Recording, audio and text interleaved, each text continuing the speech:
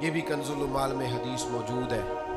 حضرت ابو ہریرہ رضی اللہ تعالیٰ عنہ حدیث کے راوی ہیں، اور جملوں کی بلاغت دیکھیں کتنی مضبوط ہے، الفاظ کی ترتیب دیکھیں حضور نے کس طرح نصیحتیں کھول کھول کے بیان کر دی، اور کس طرح اللہ کے حبیب علیہ السلام نے ہمیں تاکید کر دی، اور اتنے گہرے جملے ہیں کہ بہت ساری تشریحات اور تفصیلات کی حاجت ہی نہیں رہتی۔ اللہ کے حبیب صلی اللہ تعالیٰ علیہ وسلم نے فرمایا، لوگوں کی، خواتین کی، دوسروں کی، عورتوں کی عزت اور عفت اور عصمت کا خیال رکھنا، تمہاری عورتوں کی عزت محفوظ رہے گی۔ چاہتے ہو کہ بہو بیٹیاں گھر میں محفوظ رہے تو ان کے لیے بہت زیادہ پردے لگانے سے عزتیں محفوظ نہیں ہوں گی، اونچے گھر بنا دینے سے، ممٹیوں کو تانے لگا دینے سے عزتیں محفوظ نہیں ہوں گی۔ فرمایا دوسروں کی عورتوں کی عزتوں کی حفاظت کرو، اللہ تمہاری عورتوں کی عزتوں کو محفوظ فرما دے گا۔ سادی سی بات حضور نے بیان کر دی، اور نبی کریم صلی اللہ تعالیٰ علیہ وسلم کی اس حدیث میں اگلے جملے یہ ہیں کہ اپنے والدین کے ساتھ نیکی کرو، تمہاری اولاد بھی تمہارے ساتھ بھلائی کرے گی۔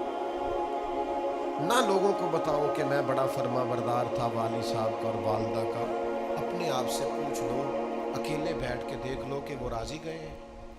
ہمارے استاد صاحب ایک جملہ کہا کرتے تھے، کہتے تھے جائیدادیں تو زیادہ نہیں بنا سکا، کوئی عہدہ تو نہیں لے سکا، پر میں وہ خوش نصیب ہوں جس کی ماں بھی راضی گئی، باپ بھی راضی گیا، استاد بھی راضی گئے، پیر بھی راضی گئے، آخر میں فرماتے تھے امید ہے اللہ رسول بھی راضی ہوں گے، راضی ہوں گے۔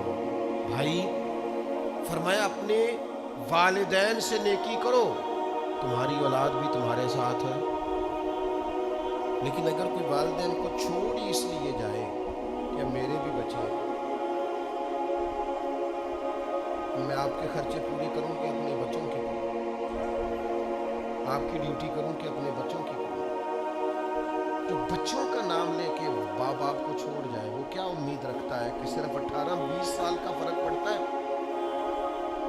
وہ بچے بھی کہتے ہیں بس ابا جی ختم معاملہ۔ آپ کے بھی بچے تھے، اب ہمارے بھی بچے۔ تو میرے بھائی حضور نے فرمایا اگر چاہتے ہو تمہاری اولاد تمہاری خدمت کرے تو اپنے والدین کے ساتھ۔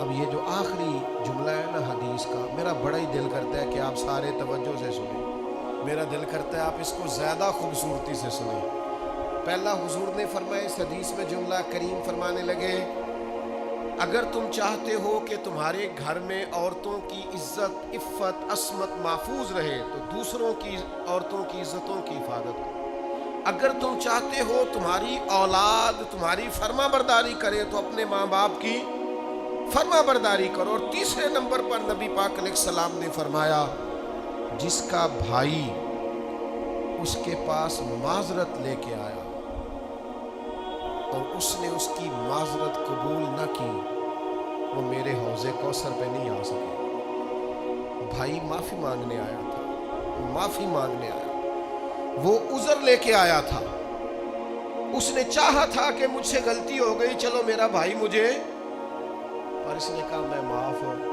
فرمایا ٹھیک ہے پھر تو حوض کوثر پہ نہیں آ سکے، معاف کر دے بھائی، درگزر کر دے عزیزوں سے، معافی دے دے دوستوں کو۔ اگر حوض کوثر کا جام پینا ہے تو سودا مہنگا نہیں ہے، نا دنیا میں ایسے بھائی جنہوں نے مشکل وقت میں بھائیوں کو بڑا ستایا، ہیں جنہوں نے جائیداد کے معاملے میں بھائیوں کو بڑا ستایا، ہیں انہوں نے یہ نہیں دیکھا کہ ہمارے بھائی نے کس مشقت سے پردیس میں کمائی کی ہے، انہوں نے بڑی تکلیف دی ہے، بھائی نیکی کرتا رہا، یہ زیادتی کرتے رہے، لیکن سودا مہنگا نہیں سستا ہے۔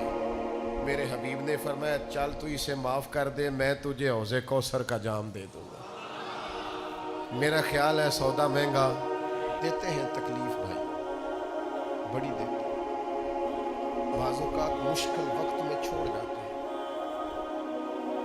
پلو باندھ کے سائیڈ پہ ہو جاتے ہیں۔ چھوٹے بہن بھائیوں کو دیکھ کے کہتے ہیں بھائی ساڑھے اپنے بھی بال ہوئے، انہوں نے سوچیے کہ آپ کہتے ہیں لیکن معاف کر دیں، بھائیوں کے لیے نہیں، مدینے والے کی بارگاہ سے جام کوثر کے لیے۔ آج نہ نماز अल्लाह अकबर कहने से पहले पहले माफ कर दे। को तेरी ज्यादतियां याद है, तेरे दुख याद,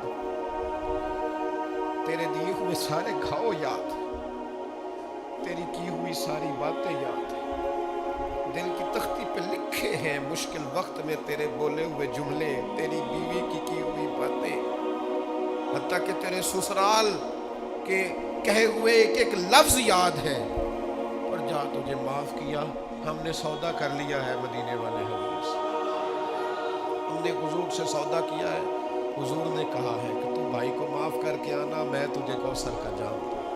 तो इरादा कर लिया है, कौसर का जाम पीना है, कौसर का जाम